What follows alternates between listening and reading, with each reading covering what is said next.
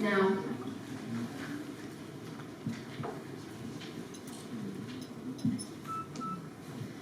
So I will start with the questions about credit demand and supply. Because in your analysis, you said that Techcombank's top-notch customer base will guarantee credit demand in the future.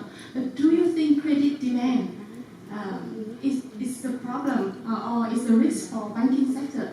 Because in my opinion, it's the other way. It is credit supply, which is regulated by the SBV.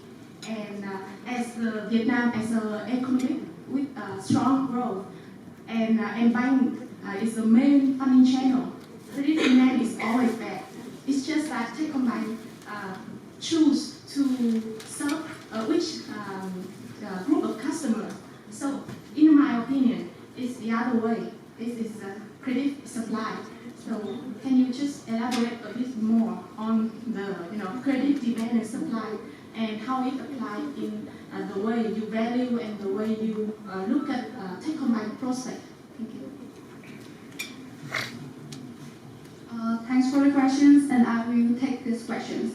And regarding to the supply, so I still believe that Techcombank will be granted credit quota above the average, thanks to its high-profile customer and the good strategy, and then the good asset quality and the good liquidity and so on. Because we believe that now Techcombank are not granted credit quota as high as other banks, just because the bank more prioritized for the bank support the development bank strategy only. And also SBV are waiting for Techcombank to overcome the headwind related to the real estate market in the next 1 or 2 years. So again, we say that Techcombank will be granted credit quota at the high level from the 2024, thanks to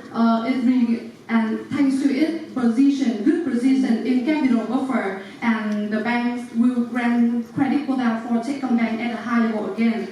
And in terms of the demand, we say that Techcombank will ensure the credit demand because we believe that the bank set partnership with the top corporation, top developer in Vietnam with a very healthy land bank, and it's a top in the condominium segment. For example, we conduct a research on the one key customer of Techcombank, which is Vinhome.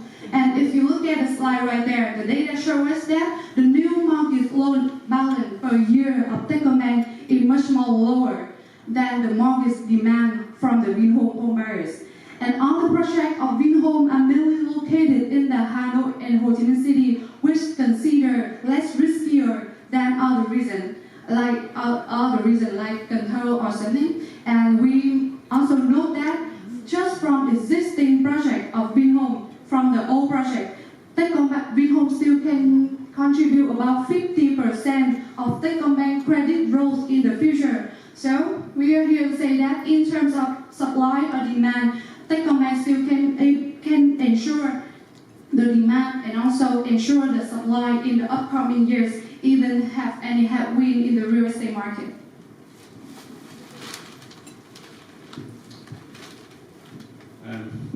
I can continue the question on the growth potential of Techcombank. I have a question on the slide that you mentioned that the mortgage penetration in Vietnam is just 5%.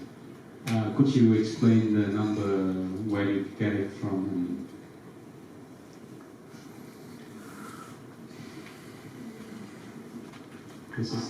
Yeah, I got it. I again take these questions, and the data I got it from the IMF, and the IMF show that the mortgage penetration of Vietnam just about 5%, and it's a little bit outdated because I got the data from 2020. Yeah, so it's a little bit outdated, but yeah, again, mortgage penetration of Vietnam is still much more lower than other regions in the world.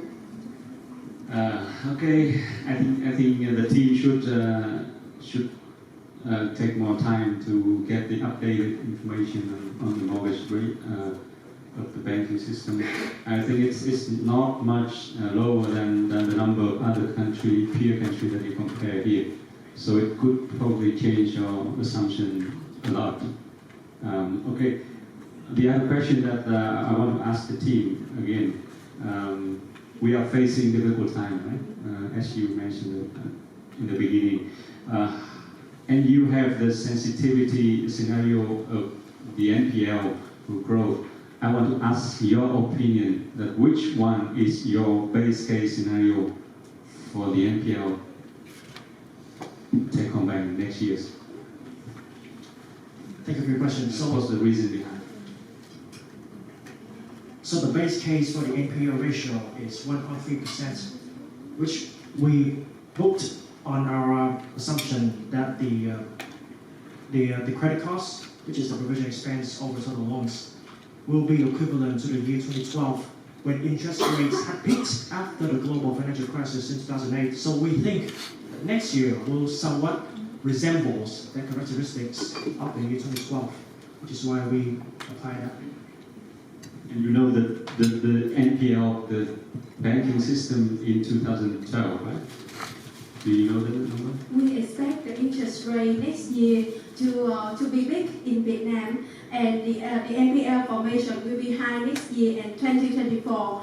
But due to the order of the Prime Minister, they want to keep the banking sector to be healthy to support the enterprise in financing their activities. So we expect the NPL, the net NPL ratio will not be as high as the level in 2012. However, to be conservative in our valuation, we book the provision expense to total loan to be equivalent to the industry average in 2012 of 1.5%. Yeah, you can see from the slide. Now, so to be conservative in our valuation.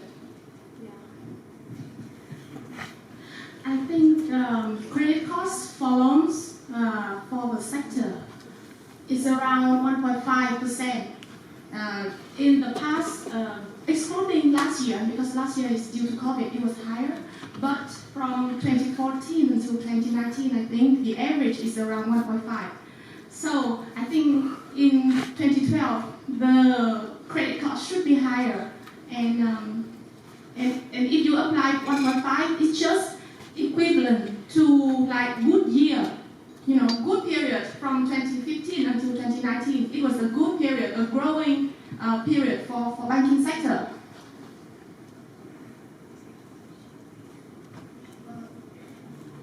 Let me get you off the hook. I think we pay more attention to your analysis and background behind the assumption, not necessarily the assumption is correct or not. I think it's better to approach such a way because definitely as a student, right, you guys cannot have enough in-depth information as we have. So you don't need to answer the question. Thank you, sir. I have more difficult. I have more difficult question for you. Go to the valuation slide where you apply a different weighting for PB and residual income model. Why would you pay more attention to residual income than PB? Thank you for your question. So we assign a 70% weight for residual income to better reflect the essential value of the bank, the asset quality, the good earnings, and also to factor in the potential growth in our forecast year from 23 onwards. The 30% weight for PP, on the other hand, is for these several reasons. Number one, PP can be easily distorted by overreaction in the market or even be manipulated just by changing the comparable peers. So overall, I think the 30% weight and the 70% weight for that corresponding would be more ideal. Thank you. Yeah, but your now this is about the logic, right? Your recommendation is for 1 year time horizon, 1 year holding period. And residual income model is more, is further, right, into the future. And in the next 1 year or 2 or 3 years, right, we have already agreed that the market situation has been challenging, it will be challenging and unpredictable. Right? So normally by the logic of the practitioner, right, PB would be a more, how say, usable metric. Teacher, just there are times out.